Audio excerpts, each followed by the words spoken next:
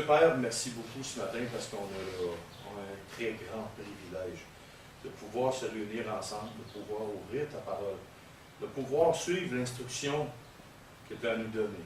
Si on regarde dans le monde, l'état de choses actuelles, les gens, tranquillement pas vite, et sûrement, ont le cœur vraiment éloigné de toi. Et ils se préparent pour recevoir l'Antéchrist. C'est malheureux, c'est vraiment terrible. Mais pour nous, qui font partie de ton peuple fidèle, alors on tient à toi, on tient à ta parole. Même si on est un petit groupe, peu nombreux, alors bon, Papa dans le ciel, on attend ton retour. On attend le retour de ton Fils. Puis en attendant, on veut s'instruire de toi, on veut vraiment être près de toi, être en communion. T'attendre, t'aimer, te louer, chanter des cantiques, ouvrir ta bonne parole. Comme dans le temps d'Élie, le prophète, il pensait qu'il était seul, mais Dieu lui a révélé qu'il y avait 7000 hommes qui ne s'étaient pas corrompus. Alors Père, donne-nous de toujours être fidèles à ta personne, fidèles, d'être intègre dans nos voies. Comme Job était appelé l'homme le plus intègre, il n'y en avait personne d'autre comme lui sur terre. Alors Père, donne-nous d'avoir cette vision d'intégralité. Donne-nous d'avoir cette vision de te suivre, de t'aimer, de parler de toi, comme Noé aussi, dans un monde corrompu et complètement tordu. Alors, mon Papa dans le ciel, merci de toutes ces bonnes choses que tu nous accordes en attendant ton retour avec ton Fils, de venir établir ton royaume éternel sur terre. Au nom de ton Fils Jésus qu'on prie ce matin. Amen. Amen. OK, psaume 37. On va continuer dans notre lignée on récolte toujours ce que l'on sème. Psaume 37, à partir du verset 16. Et on va en faire un bon bout ce matin. Dieu voulant, si le prédicateur n'est pas trop endormant, comme la semaine passée, tout le monde s'endormait pendant le prêchait. Il faisait chaud, mais là, il fait frais ce matin. OK, le psaume 37, à partir du verset 16 et le verset 17. Ce qu'on va aller le chercher dans les textes ce matin qu'on va aller lire, c'est vraiment des textes qui sont pour une application concrète dans notre vie. Mieux vaut le peu du juste, verset 16, mieux vaut le peu du juste que l'abondance de beaucoup de méchants. Car les bras des méchants seront brisés. Et l'Éternel soutient les justes. Vous allez voir dans ces textes-là, à partir de ce verset-là, puis d'autres versets plus tard, on va le voir juste, méchant. Juste, méchant. Et le titre dans nos Bibles, c'est marqué le contraste entre le juste et l'impie, ou le méchant. On va le voir, qu'est-ce que juste, qu'est-ce que méchant, et qu'est-ce que l'action du juste, et qu'est-ce que l'action du méchant. On va le voir ça tantôt. Mais ici, mieux vaut le peu du juste que l'abondance de beaucoup de méchants. Quand on regarde dans notre vie aujourd'hui, ceux qui ont des enfants, ou ceux qui en ont eu, on manque toujours d'argent. On n'a jamais d'argent dans nos poches. On a toujours un dernier cent. Il arrive toujours un contre-coup. Toujours un coup dur dans la vie. Quand on regarde le méchant, pas nécessairement un méchant qui tue tout le monde, mais quand on regarde un homme qui ne suit pas Dieu, qui ne veut rien savoir, et qui est plein d'argent. L'homme ou la femme qui va me dire qu'il n'a jamais eu son cœur serré en voulant dire pourquoi lui a ça, puis moi je ne l'ai pas. C'est un menteur. C'est impossible. Il n'y a pas un homme, pas une femme sur terre qui s'est dit dans sa vie pourquoi eux autres qui ont ça, puis moi je ne l'ai pas. Qu'est-ce qui fait qu'eux je l'ont eu, puis moi je l'ai eu, que je ne l'ai pas? La parole de Dieu révèle certaines choses que si on va chercher comme des trésors, bien là, à ce moment-là, on comprend certaines choses. Il y a certaines choses ce matin qu'avec les textes qu'on va lire, qu'on va comprendre. On va tourner dans Proverbe chapitre 13, verset 11. C'est juste le livre après les psaumes. Proverbe chapitre 13, verset 11. Là, bon, c'est marqué ici, mieux vaut le peu du juste que l'abondance de beaucoup de méchants. Proverbe 13, verset 11. Et vous allez voir pourquoi vaut mieux le peu du juste que l'abondance des méchants. Et vous allez le voir avec vos propres enfants. Vos enfants, je vous dis, ils vous enseignent. Vous ne le savez pas, mais ils vous enseignent. OK. Proverbe chapitre 13, verset 11. La richesse mal acquise diminue, mais celui qui amasse peu à peu l'augmente. Oh! La richesse mal acquise diminue, mais celui qui amasse peu à peu l'augmente. Avez-vous remarqué? On prend les stars dans le monde. À un moment donné, il y a quelqu'un qui fait de l'argent au bout. De l'argent au bout en fou. Il y a un gros compte à banque. Puis quelques années plus tard, tu entends, ou tu vois dans une revue, hein, cet artiste-là est rendu ruineux. Mais là, dans ta tête, tu te dis, comment est-ce qu'il a fait pour gaspiller autant de millions de ça? Prenez juste les navigueurs. Ils ont eu un gros montant d'argent.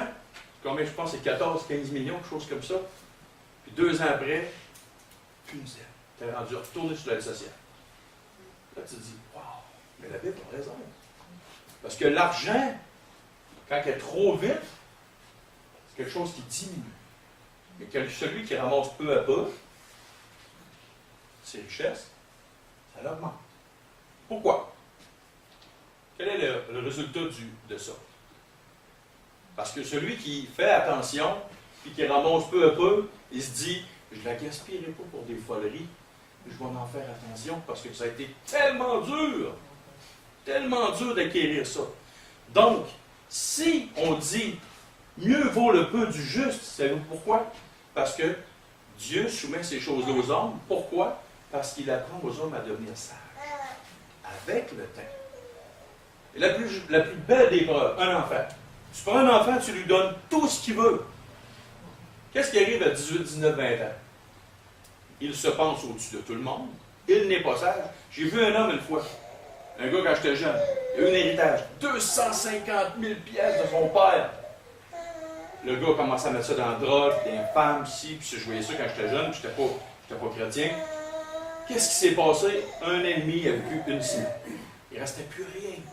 Il se promenait en vieux char tout rouillé. Voyez-vous? Puis moi, j'étais pauvre, puis je me disais, hein, comment ça avoir ça, cet argent-là? J'ai toujours été pauvre. Mais remarque une chose. Aujourd'hui, ce que j'ai, c'est pas grand-chose, mais je l'apprécie. Un enfant que tu lui donnes tout, il n'apprécie pas. Mais si Dieu te donne petite bénédiction par petite bénédiction, qu'est-ce qui se passe? C'est que tu apprécies chaque petit moment que Dieu te donne. Si quelqu'un m'aurait donné une maison, je l'aurais moins apprécié que si quelqu'un m'aurait dit, James, tu vas donner un travail, tu vas ramasser tes sous, tant par semaine, puis tu vas t'acheter une maison. Hey, pour moi, là, cette maison-là, c'est un cadeau de Dieu.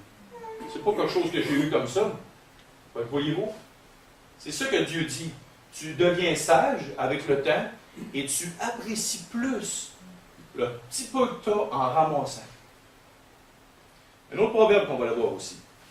Mieux vaut le peu du juste que l'abondance de beaucoup de méchants. Proverbe 23, 4 et 5. Proverbe 23, 4 et 5.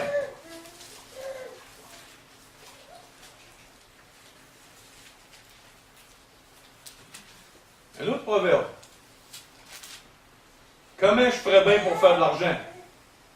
Ça, c'est toujours la question qu'on se pose, nous, comme êtres humains. Comment je fais pour faire encore plus d'argent? La Bible dit, Dieu dit, ne te tourmente pas pour t'enrichir, ni applique pas ton intelligence. Veux-tu poursuivre du regard ce qui va disparaître? Car les richesses se fait des ailes, et comme l'aigle, elle prend son envol vers les cieux. Et comme l'aigle, elle prend son envol vers les cieux. OK? Voyez-vous? Ici, Dieu dit, applique pas, tourmente-toi pas pour t'enrichir, applique pas ton intelligence pour faire de plus en plus d'argent. Puis, on le sait pourquoi, parce que dans 1 Timothée, ceux qui veulent prendre des notes, on n'ira pas tourner, 1 Timothée 6, 7 à 10, c'est quoi? L'amour de l'argent, la poursuite de l'argent, est une racine, et la racine de tous les maux. Patrick, qui vient à l'Assemblée ici, là, il n'est pas là le matin, mais il me disait qu'il connaissait un gars avec qui il travaillait. Le gas, il pensait juste à sa retraite et à ses rires. C'est rire, c'est rire, c'est rire, c'est rire, les rires. C'était maladif. Du matin jusqu'au soir, quand tu parlais avec lui, il parlait juste de ses rires. Ses rires collectifs, ses rires collectifs. Il en est devenu malade. Il en est devenu tellement accro à son argent, à ces choses-là, qu'il en est devenu malade. Et moi aussi, je l'avoue. Quand j'étais plus jeune, ma femme me disait, arrête de penser à ta retraite. C'est vrai. Arrête de penser à ta retraite. Tu ne vois pas le moment présent. Je ne voyais pas le moment présent. Savez-vous quoi? Il y a des années, pendant des années, j'étais là. Mon corps. Et mon cœur, mon âme n'étaient pas là. J'ai perdu des super de belles années avec ma femme, mes enfants. Pourquoi? Parce que j'appliquais mon cœur et mon intelligence à faire de l'argent. J'ai perdu beaucoup et j'ai rien eu. Et voilà. C'est ça le constat. Je l'ai vécu dans ma propre vie. Fait que si tu t'enrichis, puis là, moi, je me disais, ah, je vais avoir une entreprise, je vais faire de l'argent, je vais pouvoir faire plein de belles choses avec ça. Dieu m'a montré que je pouvais faire plein de belles choses avec pas d'argent, mais avec sa puissance. Oh, tout est différent quand tu vois ça de ce côté-là. OK? Et le vrai désir sur terre de notre cœur devrait être le désir de Dieu. Et pour vous, qu'est-ce que vous pensez que Dieu dit à tout enfant qui lui appartient?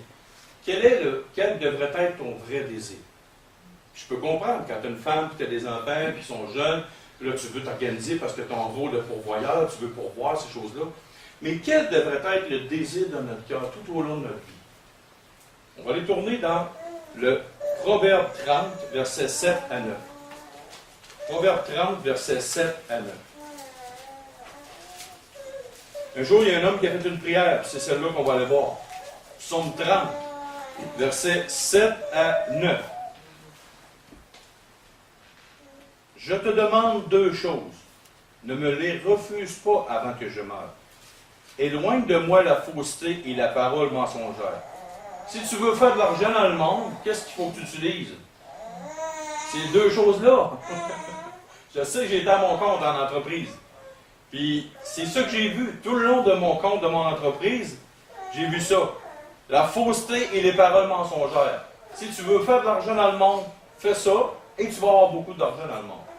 Mais là, cet homme-là disait, ici, je te demande deux choses, ne me les refuse pas, afin que j'en meure. Éloigne de moi la fausseté et la parole mensongère, ne me donne ni pauvreté, ni richesse. Accorde-moi le pain qui m'est nécessaire, de peur que dans l'abondance je te renie et ne dise qui est l'Éternel, ou que dans la pauvreté je ne dérobe et ne m'attaque au nom de mon Dieu. Ce que l'homme de Dieu ici dit, éloigne de moi le mensonge, la fausseté, mais donne-moi, s'il vous plaît, Père, et puis la prière du Seigneur Jésus correspond à ça. Donne-nous notre pain quotidien. Donne-nous notre pain quotidien. Les enfants d'Israël, quand ils allaient dans le désert, qu'est-ce que Dieu leur avait dit? Marche avec moi, puis à tous les jours, tu vas aller ramasser la manne. Mais en quelle quantité? Pour la journée. Ah, pour la journée. Si on peut le savoir. Oui, mais il y avait une double part. OK? Donc, qu'est-ce qui se produit? C'est que il y a tellement de richesses dans l'Ancien Testament, il chercher là-dessus, c'est que à chaque jour suffit sa peine, puis Dieu te donne ce que tu as besoin là. Puis tourmente-toi pas pour t'enrichir, puis appliquer ton intelligence, faire de l'argent, parce que Dieu, il abandonne jamais son enfant. Jamais, jamais, jamais, jamais. Et il dit, donne-moi pas l'abondance, il dit, donne-moi pas des extrêmes richesses, parce que je vais t'oublier. Qu'est-ce qu'il fait quand on est multimillionnaire? Est-ce qu'on a besoin de Dieu pour nos provisions? Non. Dieu, on n'attend pas après la fin du mois pour vivre. Hein? Fait qu'on n'a pas vraiment besoin de Dieu. Mais, qu'est-ce qui arrive quand on est vraiment pauvre? Ben, la pauvreté, ça crée quoi? Ça crée de la frustration, ça crée de la colère. C'est pour ça qu'on demande à Dieu, et des fois Dieu permet la pauvreté extrême dans la vie d'une personne, pour qu'il apprenne quelque chose d'extraordinaire. J'ai vécu la pauvreté extrême. Okay? Il t'apprend beaucoup plus. Un homme qui a été pauvre longtemps dans sa vie, il est beaucoup plus proche de Dieu. Et la preuve, regardez beaucoup d'Africains, regardez beaucoup d'Américains, de l'Amérique du Nord. Qu'est-ce qui arrive avec beaucoup d'Africains qui s'en viennent ici en Amérique du Nord? Vous le savez, hein? Leur cœur se détache. Puis il y a beaucoup d'Africains qui m'en ont témoigné. Si tu arrives ici, là, tu es tellement dans l'abondance, puis tu es tellement pris, tu te dis, wow. Fait que là, ils tombent dans un pattern. Puis nous, Nord-Américains, on devrait aller faire un tour en Afrique pour apprendre c'est quoi la pauvreté extrême, puis vraiment s'attendre à Dieu. Tu sais, l'émission, on a échangé nos mères, on devrait dire on a échangé nos peuples. On s'en va chacun dans notre bout, là, puis après ça, on revient chacun chez nous, on apprendrait beaucoup. On apprendrait énormément. Tous les deux. OK. Verset 18. L'Éternel connaît les jours des hommes intègres, et leur héritage dure à jamais. Ils ne sont pas confondus au temps du malheur, et ils sont rassasiés au jour de la famine. OK, maintenant, il y a 3 sections dans ce court verset-là. Connaître les jours, homme intègre et héritage. Oh! 3 choses. 3 choses hyper importantes. Première des choses, Dieu connaît les jours. Dieu sait exactement ce qui va t'arriver. Quand est-ce que tu viens au monde? Quand est-ce que tu vas mourir? C'est lui qui décide. Qu'est-ce qui va arriver? Qu'est-ce que Dieu va permettre? Qu'est-ce que Dieu ne permettra pas dans ta vie? Quel coup dur tu vas avoir? Quelle bonne chose que tu vas avoir? En passant, il y a plus de coups durs dans la vie que de bonnes choses. Si vous ne le savez pas, là, je vous l'apprends maintenant. Mais c'est une bonne chose. OK. Ici, quand on parle aussi d'homme intègre, qu'est-ce que ça veut dire? Qu'est-ce qu'un homme intègre? Quelqu'un qui est droit. On va s'approcher. Comment? Il n'y a rien que les autres peuvent rien lui reprocher, en fait. Tu as le droit dans le dictionnaire. Parce que l'intégralité, intègre, c'est quoi? Mais le dictionnaire est très bon pour définir ce que Dieu dit dans sa parole. Mais un bon dictionnaire, pas des dictionnaires modernes, mais bon, un peu plus vieux, 10-15 ans, là, ça te donne une bonne idée. L'intègre, c'est ce qui est honnête et loyal. Quelqu'un d'intègre, c'est quelqu'un qui est foncièrement honnête et qui est foncièrement loyal. Un ne va pas sans l'autre. Si tu es honnête avec Dieu, qu'est-ce qui va arriver? Tu vas être loyal envers sa parole. Si tu es loyal envers Dieu, tu vas être honnête. C'est un ne va pas sans l'autre. Si tu commences à faire des compromis dans ta vie, est-ce que tu peux être loyal à 100% envers Dieu et sa parole? Non. Tu ne peux pas être loyal. Parce que tu n'es pas à 100% honnête. La journée que tu commences à avoir un compromis dans ta vie, tu as déjà commencé ta marche de déloyauté envers Dieu. Malheureusement, ça, tu le sais. Puis, il y a un vieux chrétien, M. Jean-Paul Bernier, qui disait « Un péché en entraîne toujours un autre. » Tout le temps, c'est une conséquence. Si tu t'en vas sur Internet, puis tu mets un pied sur Internet, puis tu vas voir des choses, oups, tu commences à être déloyal. Si tu commences à dire « OK, je ne déclarerai pas tout. » Un jour, quelqu'un m'a demandé pourquoi j'avais fait faillite dans ma compagnie. Avec son grand sourire. Savez-vous ce que j'ai dit? C'est parce que j'ai été parfaitement honnête. Si j'avais été croche, malhonnête, je serais encore à mon compte, j'aurais de l'argent à plein. Puis en plus, savez-vous quoi? Je sais exactement quoi faire pour être croche et malhonnête. Je le sais. 2 systèmes de facture, 2 systèmes de numéros. Un que tu donnes au client, lui est content, il a son numéro de facture de système. Puis un autre que tu donnes au gouvernement. C'est la même facture, sauf pas les mêmes numéros en haut. Savez-vous pourquoi je le sais? Puis ça marche. Parce que j'en connais plein de monde qui font ça. Voyez-vous, tu ne peux pas faire de compromis. Si tu fais un compromis, tu n'es pas loyal, puis tu n'es pas honnête. Mais le véritable homme qui est intègre, c'est qu'il est honnête jusqu'à le fin fond de son âme, et il est loyal. Voici des grands hommes de Dieu. On va le tourner dans Job chapitre 1, et le verset 1 et le verset 8. Et chapitre 2, verset 3. C'est juste avant les psaumes.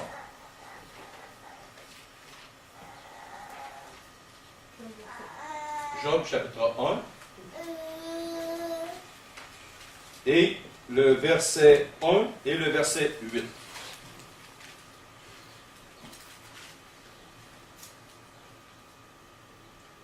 L'Éternel dit à Satan, « As-tu remarqué mon serviteur Job? Il n'y a personne comme lui sur la terre. C'est un homme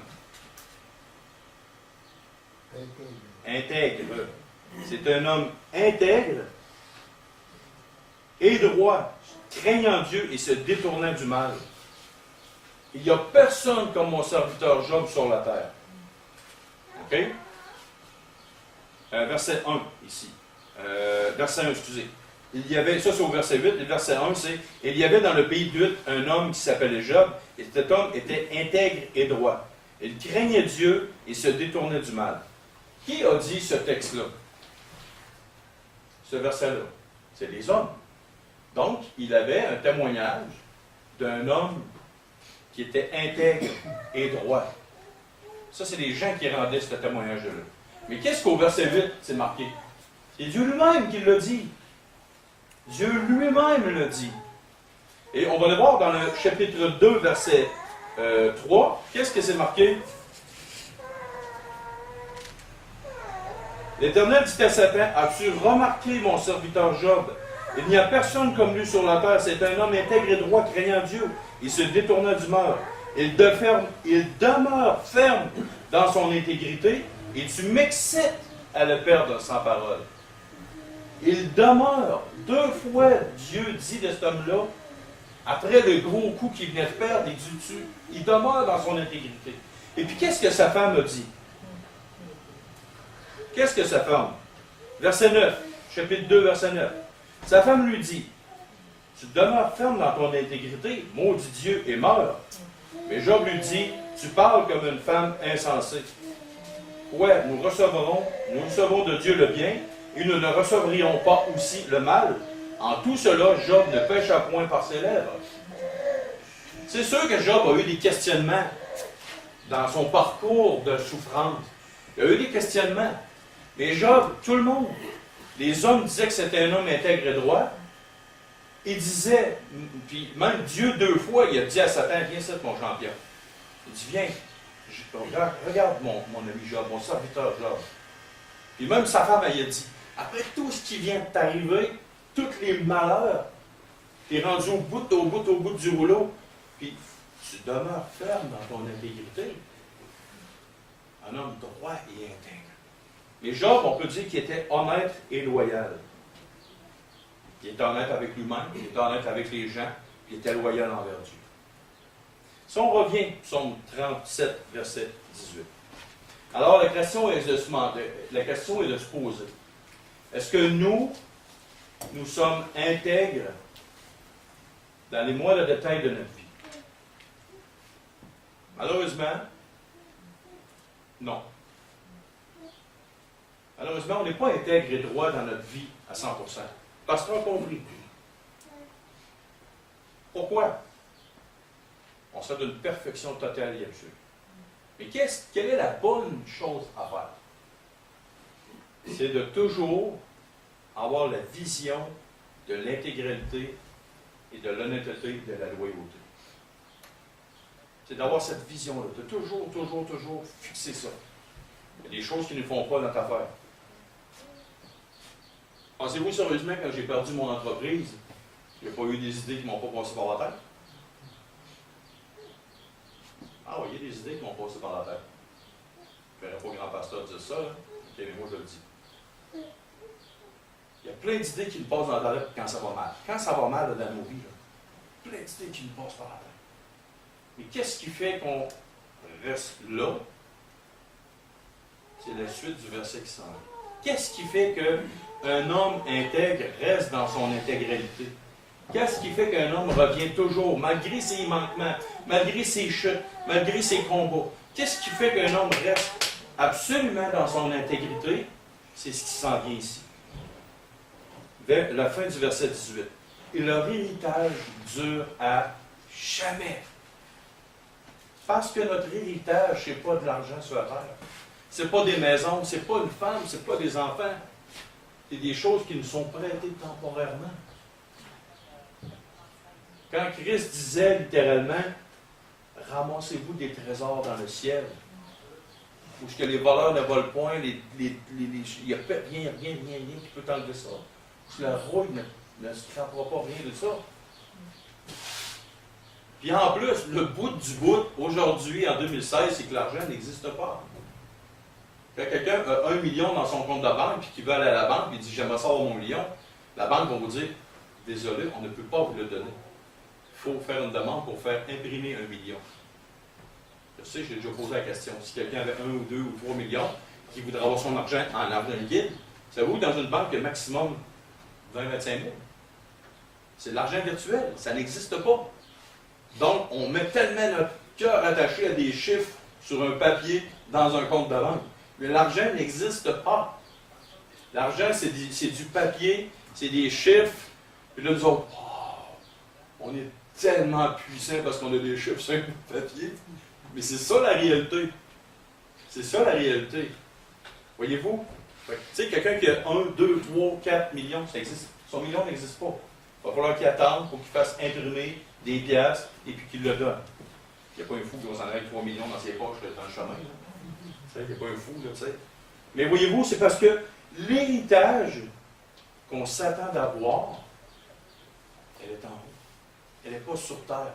Donc, c'est pour ça qu'un homme qui profondément aime Dieu reste ferme dans son intégrité. Parce qu'il sait éperdument qu'il ne tombera pas, il ne veut pas tomber dans le même piège que le diable a proposé à Jésus. Qu'est-ce qu'il dit à Jésus? À notre Seigneur, notre Maître. Et si tu m'adores, je vais te donner le monde entier. C'est ça qu'il a dit. Comment est-ce qu'on sent? Comment est-ce que, de foi, nous, comme chrétiens, on s'est dit, je pourrais avoir. Mais c'est une illusion. C'est une illusion. Que sert-il à un homme de posséder le monde s'il perd son âme? Donc, nos richesses. Et puis, le psaume, pas le psaume, mais le Éphésiens chapitre 1 nous dit qu'on a été bénis de toute bénédiction spirituelle dans les lieux célestes. Notre richesse, notre héritage. Écoute, on est juste 70-80 ans maximum sur Terre. Ça donne quoi de mettre tout notre corps, notre effort, notre chose? Puis là, quand tu es vieux, là, tu tiens tes pièces comme Séraphin Poudrier quand il est mort dans sa maison, quand on lit le livre. C'est un homme, il était tellement mort. Savez-vous quoi? Il est mort brûlé dans un incendie parce que le feu était pris dans sa maison. Puis quand ils ont découvert son cadavre, il y avait une pièce en or dans sa main. Toute croche. Il avait tout perdu. Puis qu'est-ce qui est arrivé? On sait que nous, comme chrétiens, il n'y a plus rien. Plus rien. Donc, ça donne strictement rien d'attacher son cœur pour dire, hey, wow! Mais comme Dieu dit, Seigneur, je te prie de ne pas me donner ni la richesse, ni la pauvreté, mais juste d'être bien. Puis c'est Dieu qui décide à quel niveau qu'on est bien. À quel niveau qu'on est bien. OK? Et le verset 19, ils ne sont pas confondus au temps du malheur, et ils sont rassasiés au jour de la famine. Donc, Dieu dit, inquiète-toi pas de ce que tu vas manger, de ce que tu vas être vêtu. Dieu s'occupe de nous, malgré les coups durs de la vie. Et là, il est très important. Souvent, nous entendons, on va lire le texte avant, et après ça, on va y aller. Psaume 37, versets 20 à 24. Mais les méchants périssent, et les ennemis de l'Éternel comme les plus beaux pâturages. Ils s'évanouissent en fumée. Le méchant emprunte et il ne rend pas. Le juste est compatissant et il donne. Car ceux que bénit l'Éternel possèdent le pays, et ceux qu'il maudit sont retranchés. L'Éternel a fermé les pas de l'homme, et il prend plaisir à sa voix. S'il tombe, il n'est pas terrassé, car l'Éternel lui prend la main. Il y a deux mots là-dedans. Méchant, ennemi, juste. Donc, on a un problème. Dieu dit dans le Nouveau Testament, nul n'est juste, nul n'est bon. Tous sont pervertis, tous sont coupables devant Dieu. Il n'y en a aucun qui fasse le bien. Fait que là, on a soit une contradiction dans la Bible, ou soit qu'on comprend mal. On va prendre l'option 2. On comprend mal. Comment ça qu'on voit dans la Bible, dans l'Ancien Testament, le méchant, l'ennemi, qu'on voit le juste. Qu'est-ce qui fait que moi ou qu'un autre, on est mieux par rapport à l'autre? Qu'est-ce qui fait que moi je suis juste ou que je suis un ennemi de Dieu? Première des choses. Devant Dieu, il n'y a pas d'entre-deux. Avec Dieu, il n'y a pas de zone grise. Si quelqu'un me dit un jour, avec Dieu, il y a des zones grises. Non. Il n'y a pas de zone grise. Tu, toi-même, toi, tu te fais des zones grises. Avec Dieu, c'est blanc, au noir, au blanc. Il n'y a pas de bon gars dans la Bible. Tu sais, souvent on entend dans le monde, ah, ça c'est un bon gars. Moi, comme chrétien, je me dis, c'est pas un bon gars. C'est un juste, ou un méchant, ou un ennemi. Pourquoi? Qu'est-ce qu'on entend par là? Là, les gens me disent, ouais, mais c'est-tu dans la Bible, ça, qu'il n'y a pas de bons gars, il y a juste des ennemis, puis des méchants, puis des. Oui, il y a un texte dans la Bible. Il se trouve même dans le Nouveau Testament. On va le voir dans Romains chapitre 5. Romains chapitre 5. Qu'est-ce que ça nous enseigne? Et on va voir les deux formes d'un homme juste et les deux formes d'un homme ennemi ou méchant selon Dieu. On va voir dans Romains chapitre 5. Là, on tombe un peu plus dans la théologie. On tombe dans l'anthropologie. Ça veut dire l'étude qui étudie l'homme. Romains chapitre 5.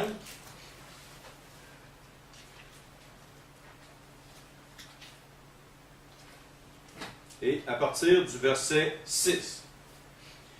Car lorsque nous étions encore sans force, Christ autant marqué est mort pour des impies.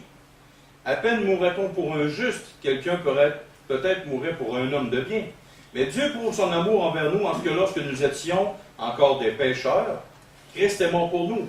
À plus forte raison, donc maintenant que nous sommes justifiés par son sang, serons-nous sauvés par lui de la colère. Car lorsque nous étions des bons gars, non. Lorsque nous étions des ennemis, nous avons été réconciliés avec Dieu par la mort de son Fils, à plus forte raison, étant réconciliés, serons-nous sauvés par sa vie. Et non seulement cela, mais encore nous nous glorifions en Dieu par notre Seigneur Jésus-Christ, qui maintenant nous avons obtenu la réconciliation. Donc la Bible dit clairement qu'un homme qui n'est pas sauvé, peu importe la grandeur d'âme de son cœur, il est un ennemi, il est un méchant. Ça fait dur de dire ça. Parce que des fois, on rencontre des gens qui sont vraiment gentils, là. Qui ne sont pas chrétiens, qui sont vraiment gentils, puis tu lui donnerais quasiment que « Oh, c'est des bons gars, tu sais, ils ont cette idée-là. » Mais dans la perspective de Dieu, pas dans notre perspective, pas selon notre critère d'acceptabilité. Parce que si c'est ça, le méchant, qui est vraiment profondément méchant, va dire d'Adolf Hitler, il avait raison, puis c'est un bon gars. Voyez-vous? Si on prend notre perspective à nous, notre échelle d'acceptabilité, on dit lui il est bon, lui il n'est pas bon, lui est bon, lui il n'est pas bon. Mais selon l'échelle de Dieu, selon les critères de Dieu, tout homme qui n'est pas sauvé, qui ne s'est pas repenti, qui n'est pas accepté Christ, qui n'est pas né de nouveau, qui n'est pas enfant de Dieu, est ennemi avec Dieu. C'est un homme qui est ennemi avec Dieu. Il n'y a rien qui peut venir atténuer ça. Bon, maintenant, qu'est-ce qui fait qu'un homme est juste?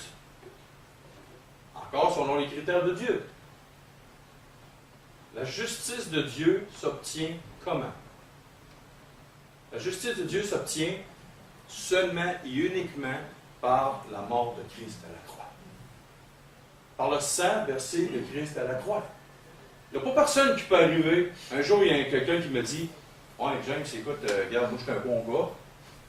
Puis j'aimerais ça, je pense que je vais aller au ciel. » OK, je disais, il y a une histoire de même pour toi dans la Bible. Il y avait un gars pareil comme toi qui pensait comme toi dans la Bible. Il dit, ah oui? Il dit, oui.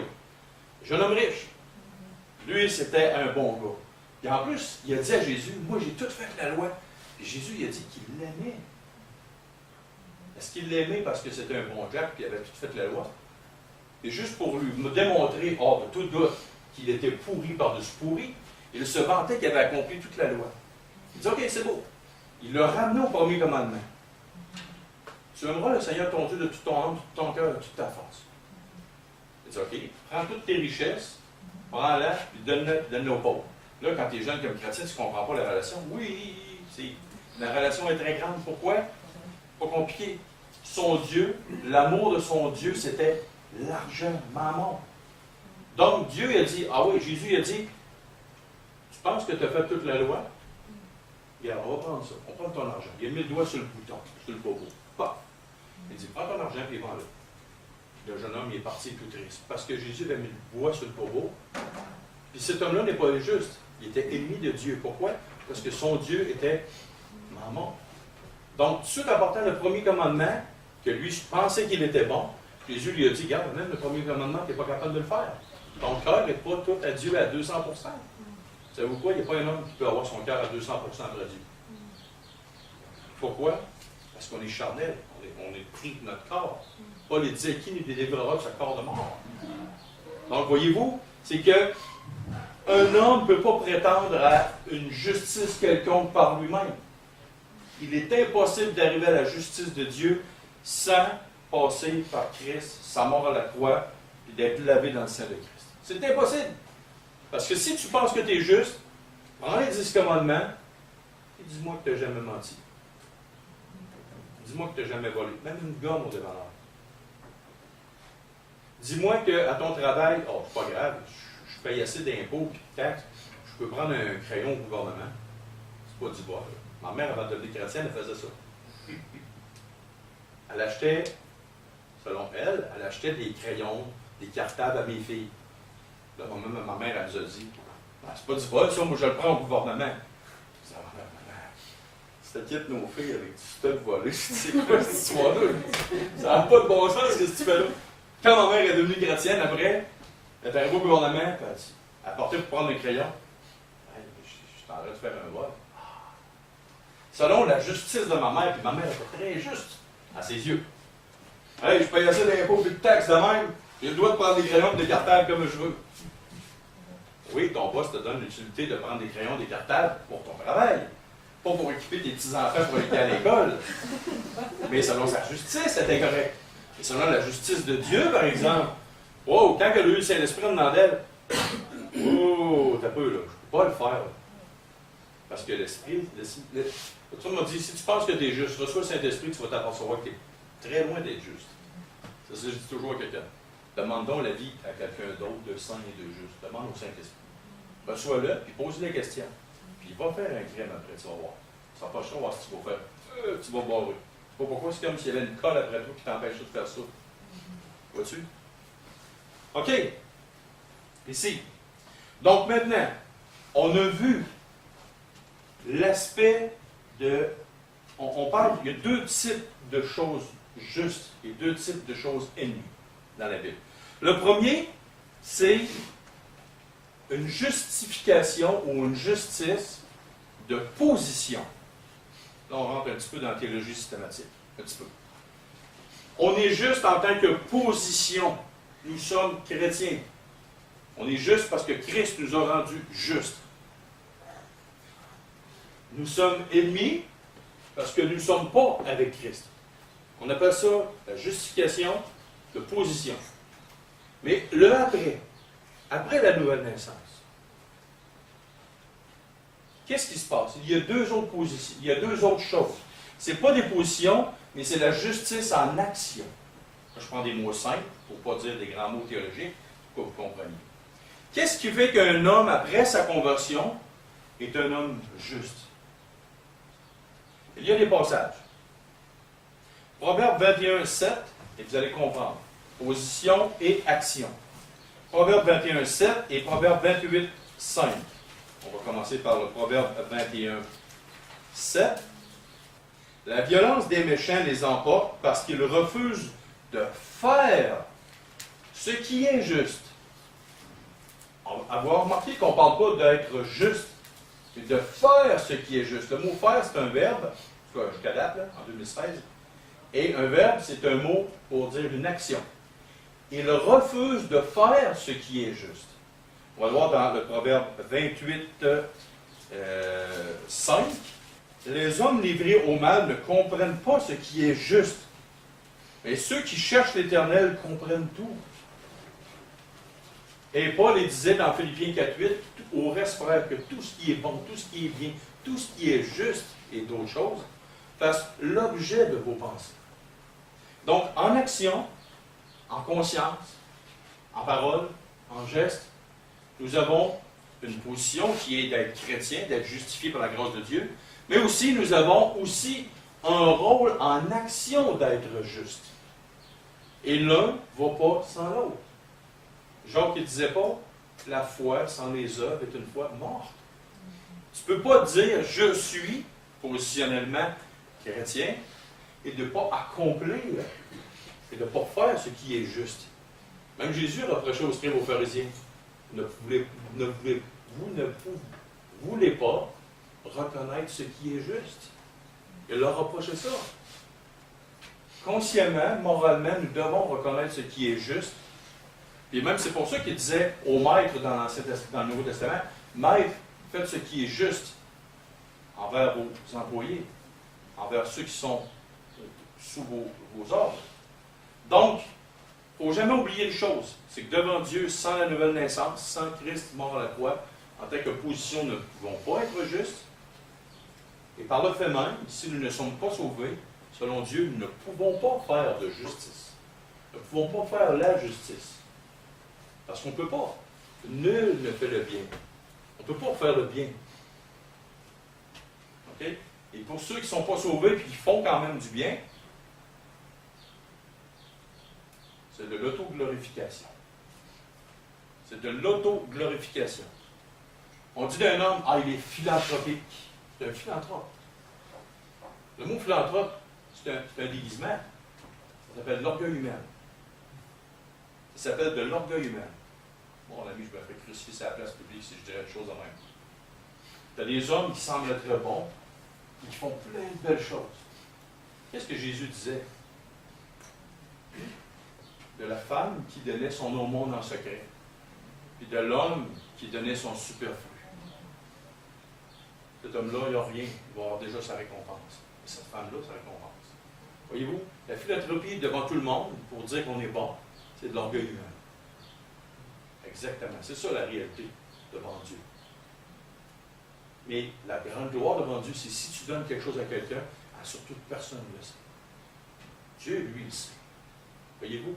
Fait que des fois, nous, on pense qu'on est juste, on pense qu'on a une vision éclairée, mais quand tu as une vision selon Dieu, à ce moment-là, wow, ça change la perspective. Pourquoi que tout le monde de la terre entière sait que Bill Gates est un homme philanthropique et qu'un homme qui fait du bien? Oui, c'est vrai qu'il fait du bien. J'ai pas de problème à ce qu'il fasse du bien avec son argent. Mais s'il était chrétien, il le ferait en secret. Il le ferait en secret. OK? Et maintenant, une particularité du juste, verset 21, le juste est compatissant et il donne. Et il y a un autre texte au verset 26, psaume 37. Psaume 37, verset 21, c'est marqué une caractéristique, il est compatissant et il donne. Et le verset 25, je n'ai point vu le juste abandonné. Et verset 26, toujours il est compatissant et il prête. Une des caractéristiques d'un homme chrétien, c'est la compassion.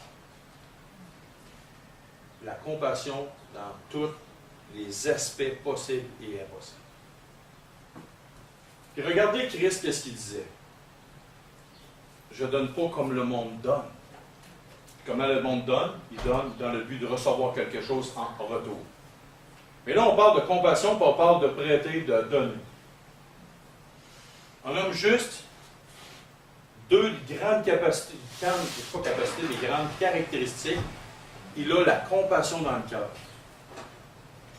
C'est la chose la plus dure sur terre à faire, d'être compatissant. Puis si vous savez pourquoi c'est le plus dur à faire au monde, Parce que ça implique une chose, il faut que tu laisses des choses qui sont à toi. Quand tu es compétissant, quelqu'un t'a fait du mal. La première réaction, c'est quoi? Tu as envie de te venger. Mais si tu es compétissant, tu vas pardonner.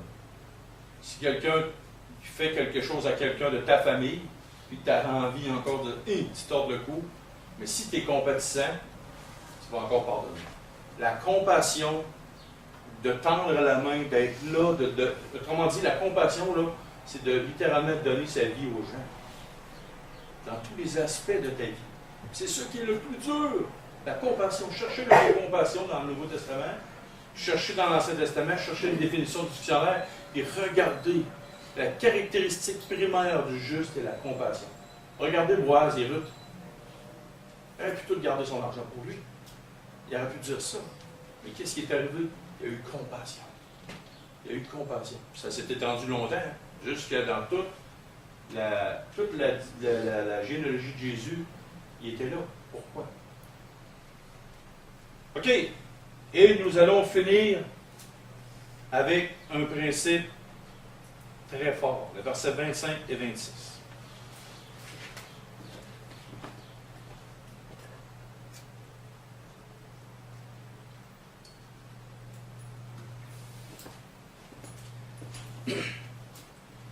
J'ai été jeune, j'ai vieilli. Je n'ai point vu le juste abandonné, ni sa postérité mendiant son pain. Et toujours il est compatissant et il prête, et sa postérité est bénie. OK. J'ai été jeune, j'ai vieilli, je n'ai point vu le juste abandonné. Connaissez-vous la théorie du pot avec de l'huile dedans? Ça vous donne-tu une idée d'une histoire dans la Bible? On va tourner dans 1 Roi, chapitre 17, versets 8 à 16. 1 Roi, chapitre 17, versets 8 à 16. Ça, c'est dans l'Ancien Testament. 1 Roi, chapitre 17, versets 8 à 16. Alors la parole de l'Éternel lui fut adressée en ces mots. Lève-toi, va à Sarepta, qui appartient à Sidon, et demeure là. Voici, j'y ai ordonné à une femme veuve de te nourrir. Quoi? Moi, un homme rough, un grand prophète, dans le temps d'Israël, me faire vivre par une femme? Et ça ne marche pas, ça. Puis Élie, le roi Élie, pas le roi, mais le prophète Élie, venait de Tishbit. Tishbit, c'était pas le frère de Timbit, OK? C'est un jeu de nom de même. C'était une contrée très rough, c'était des cultivateurs, c'était des hommes fiers, c'était des hommes qui étaient rough, physiquement, moralement. Puis ça prenait un gars de même pour aller affronter un roi comme Achaz. OK? Ou Akaz, peu importe le nom que vous lui donnez. Il se leva et il alla à Sarepta. Comme il arrivait à l'entrée de la ville, voici, il y avait là une femme veuve qui ramassait du bois. Il l'appela et dit, va me chercher, je te prie, un peu d'eau dans un vase, afin que je boive. Elle alla en chercher. Il appela de nouveau et dit, apporte-moi, je te prie, un morceau de pain dans ta main. Elle me répondit, l'Éternel ton Dieu est vivant. Je n'ai rien cuit, je n'ai qu'une poignée de farine dans un pot et un peu d'huile dans une cruche. Et voici, je ramasse 2 morceaux de bois, puis je rentrerai, je préparerai cela pour moi et pour mon fils. Nous mangerons, après quoi nous mourrons. Et lui dit, ne crains point, rentre, fais comme tu as dit. Seulement prépare-moi d'abord avec cela un petit gâteau. Et tu me rapporteras. Tu en feras ensuite pour toi et pour ton fils, car ainsi parle l'Éternel, le Dieu d'Israël. La farine qui est dans le pot ne manquera point, et l'huile qui est dans la cruche ne diminuera point, jusqu'au jour où l'Éternel fera tomber de la pluie sur la face du sol. Elle alla, et elle fit selon la parole d'Élie. Et pendant longtemps, elle eut de quoi manger, elle et sa famille, aussi bien qu'Élie. La farine qui était dans le pot ne manqua point, et l'huile qui était dans la cruche ne diminua point, selon la parole que l'Éternel avait prononcée par Élie. La fameuse théorie de l'huile qui ne diminue jamais dans le pot. Et de la farine aussi. Tout est possible à Dieu. À vue humaine, la peau, dans un pot, moi, quand je fais des recettes, de temps en temps, puis ma femme aussi, puis mes filles, ben, à un moment, il n'y a plus de farine dans le pot. Tu arrives au bout du bout. Tu arrives avec de l'huile, ben, à un moment donné, il faut que tu ailles à l'épicerie pour que tu en achètes. Mais là, un miracle s'est produit. Il ne manque pas d'eau, il ne manque pas de farine, il ne manque pas d'huile. Pour toujours manger, toujours manger. Qu'est-ce que c'est dit ici, au verset 25 de Psaume 35? J'ai été jeune, j'ai vieilli, et je n'ai point vu le juste abandonné, ni sa postérité mendiant son pain. Donc, on va les tourner aussi dans Proverbe 19, avant de conclure. Proverbe 19, verset 17. Celui qui a pitié du pauvre prête à l'Éternel, qui lui rendra son œuvre. On va revenir avec ça. Je l'ai lu là, mais ce n'était pas pour ça. Ici, j'ai mis en application dans ma propre vie ce texte-là. La théorie du pot de l'huile qui manque jamais. Les bénédictions de Dieu sont jamais, jamais, jamais inépuisables ou inépuisées. C'est impossible pour Dieu de manquer de ressources. C'est impossible. Mais c'est possible pour l'homme de douter des ressources de Dieu. C'est comme si on dirait, au Québec, je doute qu'un jour il manque d'eau potable. Qu'est-ce qu'il faudrait qu'il arrive pour qu'on manque d'eau potable au Québec? Probablement, il faut qu'il y ait plus d'eau dans l'océan. Parce que si quelqu'un connaît le cycle de la pluie, c'est que le soleil plombe sur l'eau, il transporte les nuages, qui mouillent sur les rivières, ça crée des ruisseaux, ça crée des petites rivières, et les petites rivières s'en vont dans la grosse rivière, ça retourne au fleuve Saint-Laurent, puis ça s'en va là-bas. Donc, il est impossible. Puis en plus, si tu te promènes un peu et tu creuses, tu as des sources d'eau, des veines d'eau partout au Québec. Autrement dit qu'au Québec, il y a le tiers de l'eau potable sur Terre. C'est ceux qui le savaient pas. Donc, c'est comme si quelqu'un douterait, bon, il va sûrement manquer d'eau au Québec, 10 ans, ou 20 ans, ou 100 ans, ou 30 ans. S'il n'y a plus d'eau au Québec, il n'y a plus de vie sur Terre. OK? Parce que s'il n'y a plus d'eau au Québec, il n'y en a plus à nulle part sur Terre. C'est comme de dire en Afrique, je doute qu'il n'y aura plus jamais d'or ou jamais de diamant. Tous les Africains savent que le sol africain, il y a de l'or, des diamants, là, ça se peut pas. Et savez-vous pourquoi? Savez-vous pourquoi? Où était le jardin d'Éden? En Irak. Puis qu'est-ce qu'il y avait, les fleuves qui étaient là? Les fleuves qui étaient là, il y en avait un qui avait des pierres précieuses en quantité industrielle. Il y avait de l'or en quantité industrielle. Devinez pourquoi que le sol africain, c'est celui qui est le plus riche en frais de minéraux précieux sur Terre. Parce que tout part de là. Voyez-vous, c'est Dieu a mis des endroits de même dans le monde entier pour que ce soit là comme ça. Donc, si on prend la théorie du pot de l'huile, jamais dans les moments les plus rough et les plus durs de la vie du prophète, il a manqué de quelque chose. Ah, il manquait du superflu, par exemple. Oui, ça c'était vrai. Dans ce temps-là, il n'y avait plus Internet, il n'y avait plus d'iPad, il n'y avait plus d'ordinateur dans le temps des lits, mais il y avait la nourriture, il y avait le vêtement, il y avait tout ce qu'il fallait. Donc, dans les moments les plus durs, il faut toujours se rappeler d'une chose en tant que chrétien. Nous sommes juste en position et nous continuerons malgré tout à être juste en action et à cause de cela, on va pouvoir dire avec David, j'ai été jeune, j'ai été vieux, j'ai jamais vu le juste abandonné de Dieu. Jamais. Et la preuve, M. Lacasse, combien de temps vous êtes chrétien? 2-3 ans au moins. Sérieusement, ça fait combien d'années vous êtes chrétien? Oui, mais là, je vais te calculer. Peut-être 54 ans. Ça, c'est 2 fois mon expérience, ou presque 2 fois mon expérience. Avez-vous déjà vu le chrétien abandonné? Non. On a presque manqué, mais on n'a pas manqué. Presque. C'est comme quelqu'un qui me dit, t'as presque accroché l'auto. Moi, mais je ne l'ai pas accroché. T'as presque manqué. Comme dans le temps d'Élie, là, c'était terrible, là. C'était terrible. Il manquait de tout. Et jamais d'huile, jamais de farine.